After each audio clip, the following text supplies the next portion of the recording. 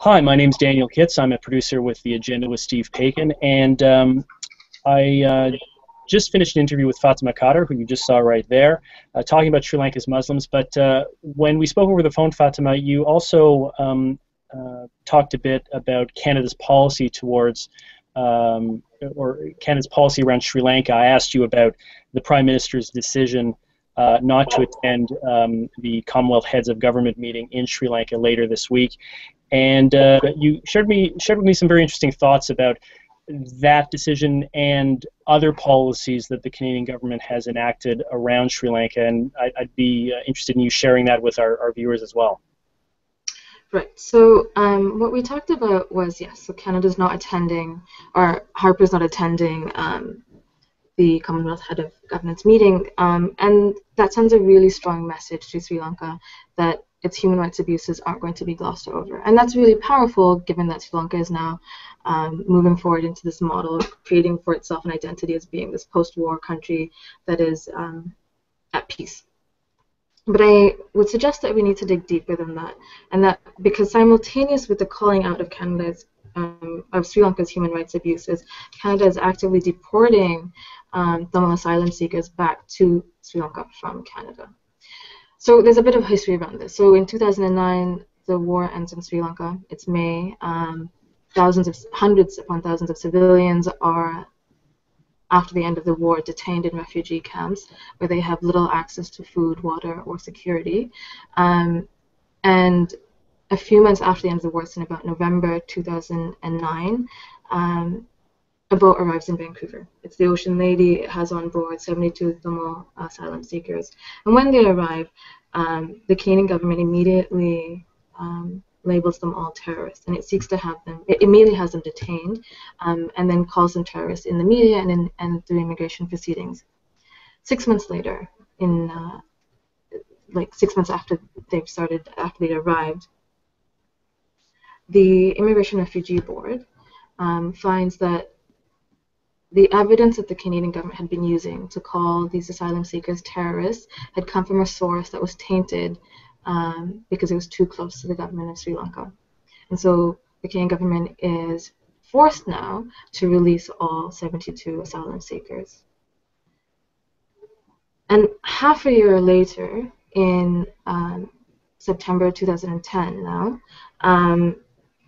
492 Tamil asylum seekers again arrive in BC, and this time they're aboard the Ocean Lady.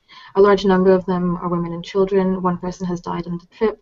One woman is pregnant. And again, notwithstanding everything that happened with the Ocean Lady, all 492 are detained immediately. The men are detained at the Fraser Valley Regional Correction Center.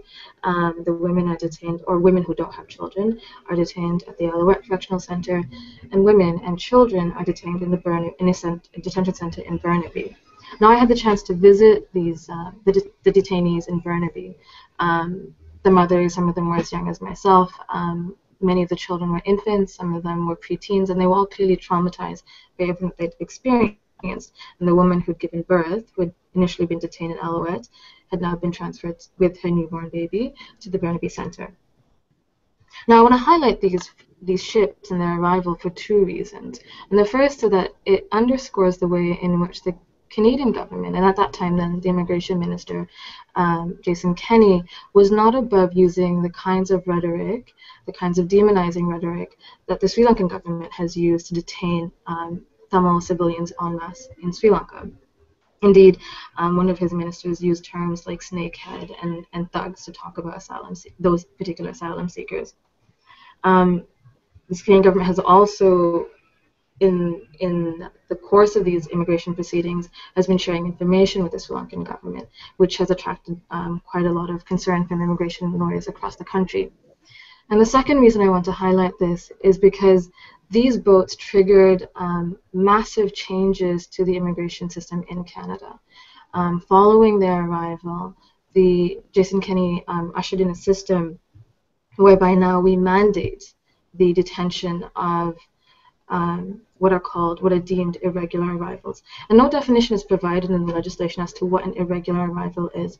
But given an established history in Canada of a particular sort of paranoia that attends people who are so desperate as to undertake rides on ships across dangerous oceans, it would seem that this is really about targeting asylum seekers who arrive in Canada on boats. And I say this because the history to which I'm referring would, for instance, include the ways in which Canada as a state rejected the MV St. Louis, the MS St. Louis, which had on board Jewish refugees who were seeking asylum from World War II Germany. They were sent back to Germany and they were all killed.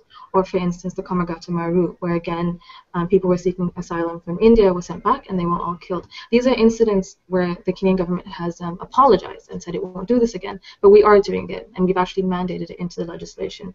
And so that's the boycott. That's the backdrop to Canada's refusing to attend Shogun.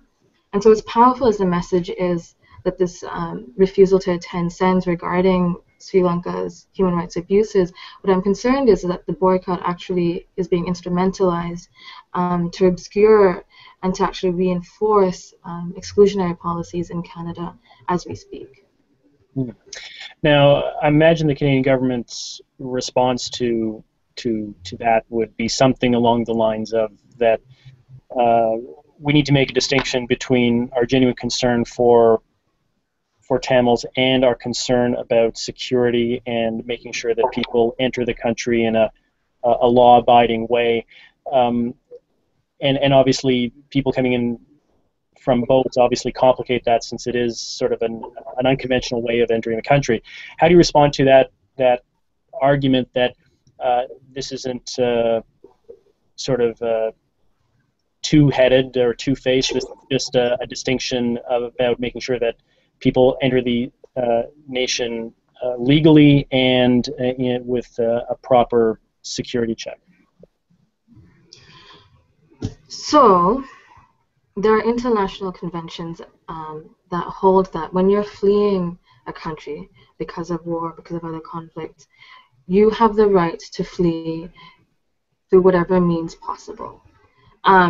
So this idea that because it's unconventional to arrive by boats, it is illegal, really is moot. It's not about legality at this point.